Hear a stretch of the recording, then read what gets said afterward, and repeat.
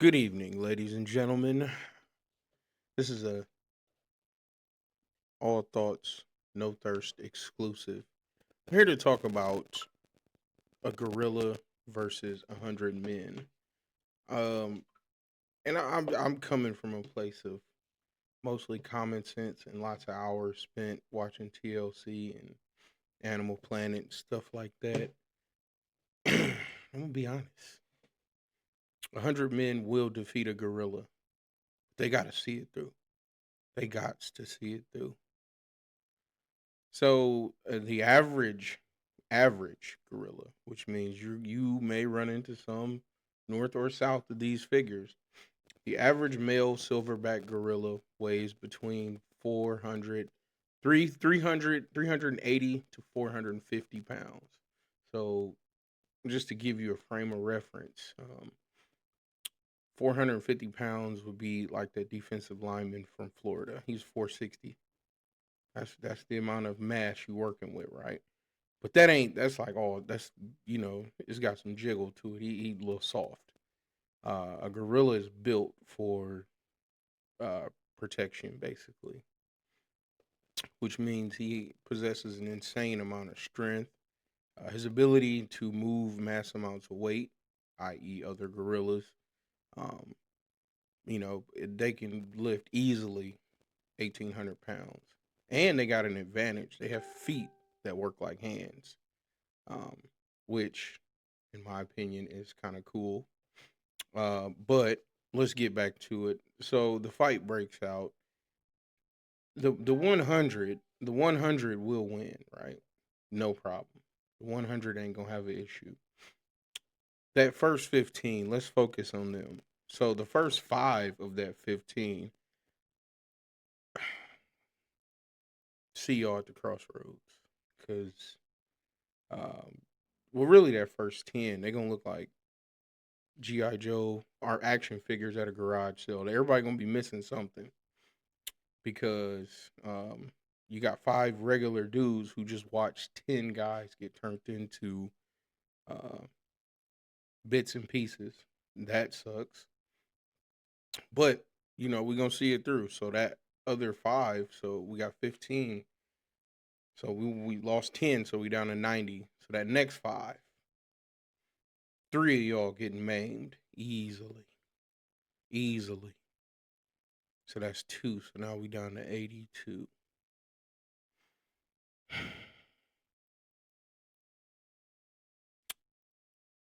I'm gonna go on a limb here and say that 35 of the 80 some odd people left gonna turn tail and run, just based on the fact of the amount of atrocity they witnessed. Then the remainder, along with the gorilla getting tired, is going to create a bit of a tussle.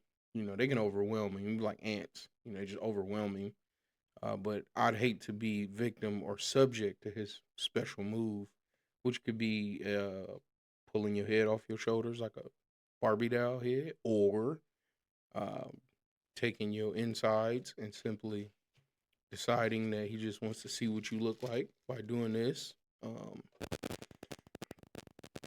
he might decide that you don't you don't want he don't want you to die, so he's just gonna like pull your legs apart at the knee.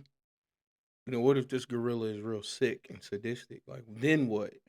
Um, but in closing, let's wrap this up. I ain't gonna take too much of your time. Uh, I really don't want to see nothing Mother Nature got to offer in that state, in that condition. And I'm saying that from a place of understanding. So we think that a man in good shape. Let's just take an elite soldier. He in good physical condition. He can do all the tasks that soldiers need to perform, except be a gorilla. That's just not something I want to see for a lot of reasons. God didn't make me a gorilla, so I don't need to behave like that towards a gorilla. Why couldn't we talk it out? Like, why can we couldn't thumb wrestle? He could thumb wrestle four people at once. That's much better than like fighting. Uh, Maybe dodgeball. anything, but to fight a gorilla is like, so if 75 dudes showed up, you better hope you got 50 tough people, because 15 of y'all, you either gonna have one of them bags full of doo doo and you're gonna be missing stuff, or y'all gonna come back looking like a box of toys from the Goodwill, just missing bits and pieces. That's really all I got to say about that. Um, I do think it's funny that there are people who think that humans could stand a chance against a grown gorilla. When you get some in your leisure time, just Google the requirements of an enclosure. Those steel doors are usually like 1 inch thick plate welded, real heavy, very heavy doors.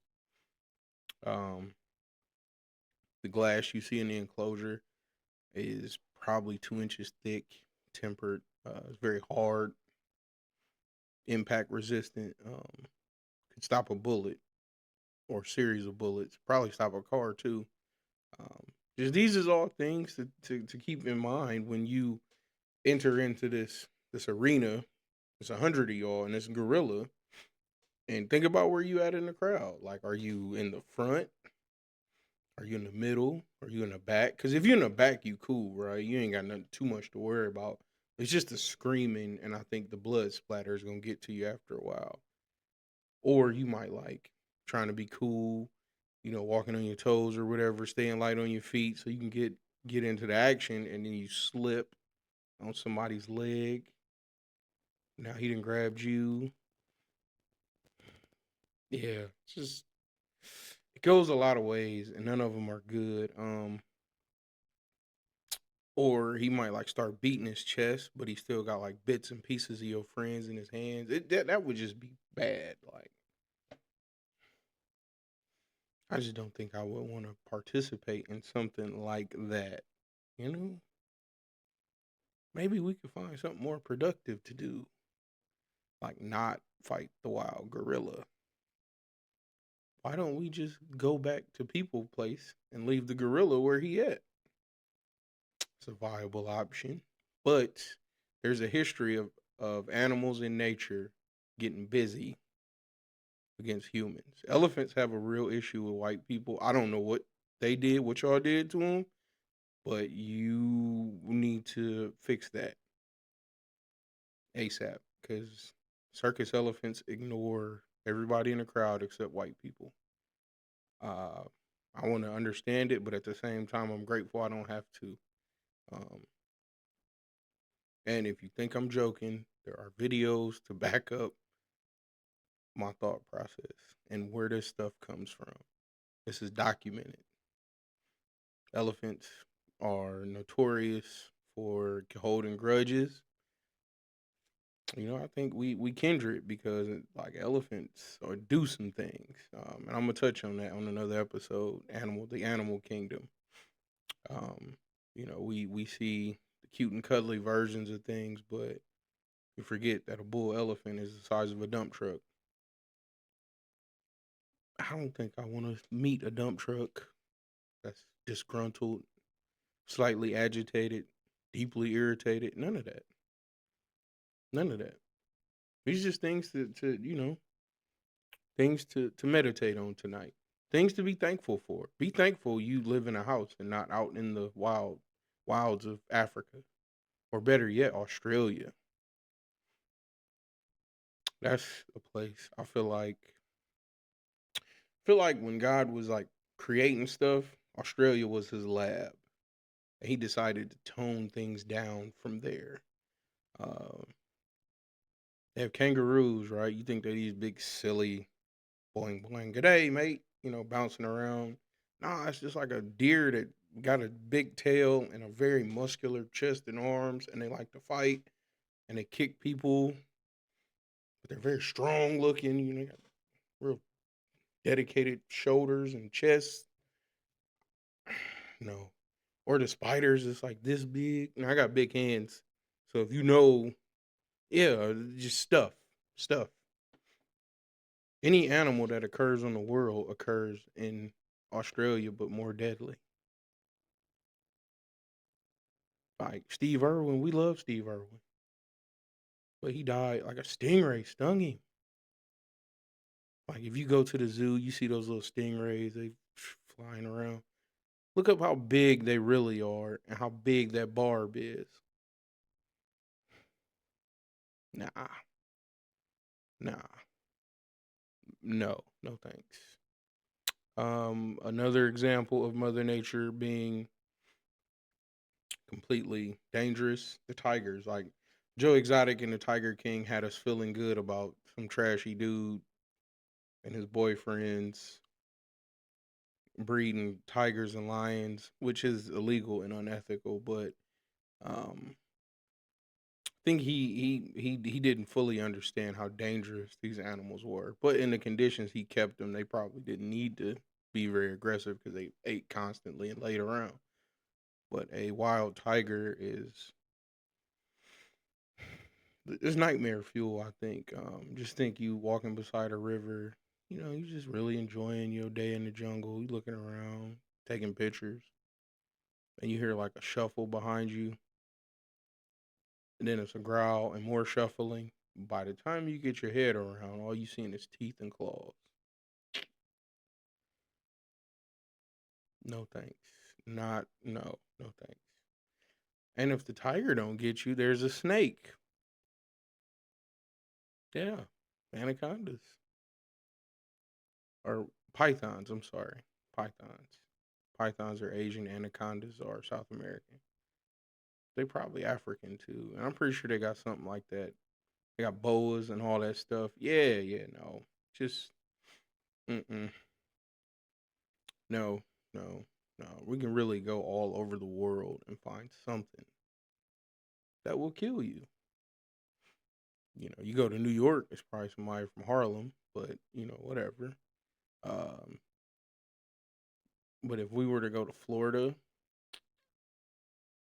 Florida people, I think the alligators probably look at Florida people like, boy, they just can't get it together. But Central America, they have all the animals in the jungle basically in a very tight, compacted space. So panthers, leopards, jaguars. No thanks. See the Americas, we have bears, mountain lions, boars, bobcats, eagles. I don't think anybody's ever seen an eagle up close. They're massive. Um, trying to think. Oh, moose. If you go far enough north into Canada and Alaska, moose, massive animals that will kill you. I said bears. Yeah, grizzly bears. Sun bears ain't too big. They little, but like a grizzly bear and a gorilla would be an applicable matchup in terms of physical strength and size and brute force, right? That'd be a good matchup. But people, we just need to mind our own business. Like find a good taco spot, pick up behind yourself, and just really stay out the way. And then if you think you safe in the ocean, you're not. You're not. Because we all think sharks are dangerous, right? Sharks are very dangerous. Sharks are very probably not as high on the intelligence list as you think they are. Dolphins and killer whales, kind of like the Bloods and Crips of ocean water places, because killer whales chase seals around. Seals do some stuff too, but they chase seals onto ice floats and they charge the ice and then dip under it and creates a wave and it flips the seal into the air. They let the seal get back up on the ice and then they come from another direction. They do this, but they do this to teach young killer whales how to get seals and sea lions off of ice floats. Dastard, diabolical. Um, they wear hats made of dead stingrays. This is all Googleable. I'm not just pulling this out my ear. You can look all of this up. I encourage you to and laugh as hard as I do. What else? Dolphins. No, just lots of no. Dolphins do things. They are pack hunters. They're very intelligent. They're problem solvers. Seals and sea lions are more problematic in the water because you can just run away from them if you on land because they're so awkward. Male sea lions are dangerous. Male seals are very dangerous. Otters. Read about otters. That cute, furry psychopath is what they are. And feel free to comment what you find and let me know if I'm right or wrong, or if this is some stuff y'all like to talk about. I'm open to talking about just about anything except going 50-50 in a relationship. But we can talk about dating. We can talk about dating, but we cannot talk about finances in relationships. Um, what else was I going to avoid? Politics. I don't really care about politics. Just survive this mess. Survive. I know we started out talking about animals, but I got through that. Um, there was some other stuff too. We I love talking about being a man in the male experience and opening that perspective up for everybody. I think that's important um, for young men and women to understand the way we think from us, and not so much just some dude sitting in front of a microphone being wrong for an hour. Um, Because let's face it, 90% of that dating talk that they talk about on podcasts, you have, mama, when you see this, understand, I'm coming from a place of love. You have four dudes that never get hoes talking about why you won't get hoes if you listen to them. I'm coming from a place of, here, let's work on ourselves and then start liking ourselves more so that way we'll attract what we are. And that's somebody who's healed, not how much you should spend on a first date, um, whether you should give women money. That kind of stuff bores me because it's really just you projecting your trauma and lack of self esteem typically. Because we all know when you like somebody and they like you back, you don't really keep score. You don't really start keeping score till y'all stop liking each other. That's the real, and that's that. Yeah, we're gonna go into that too. What it's like to like somebody and what it's like to be liked, and then I am open to suggestions about whatever. I got some stuff I want to tap into about potential, why it's unrealized, what holds us back, um, the power of the our environment is a big one. We surround ourselves with people who've never been where we're trying to go, but we listen and hang on to everything they say. Why? Why? So you can let the drive-through lady at McDonald's tell you about being an astronaut. No, no, no. Or do you think pilots listen to uh you think pilots listen to the maintenance man at the bread factory? No. No. So if you headed somewhere in life and you serious about it, find people who've done better, and remember that you are never too old for a mentor ever. Surround yourself with a community, a group of people who think like you, believe what you believe. Y'all share some spiritual beliefs that are similar, whether it's Islamic, Christian, Catholic, whatever. Find your tribe. Make sure they're your tribe and not some people that are just following you, trying to follow them. Because now it's just the blind leading the blind. Okay? So this is Monday, April 28th. And I'm going to wrap it up with this final thought. If your homeboy called you and said, hey, we about to go fight this gorilla, what's your next thought? And be honest. Put that comment in the, put that comment, screenshot, whatever. Put it in the comments so I can read it and laugh. I love interacting with y'all. I promise when I get more followers, we'll go live so often, chop it up. I'm still open to having guests. Just, get with me, tap in, whatever. Y'all have a good one.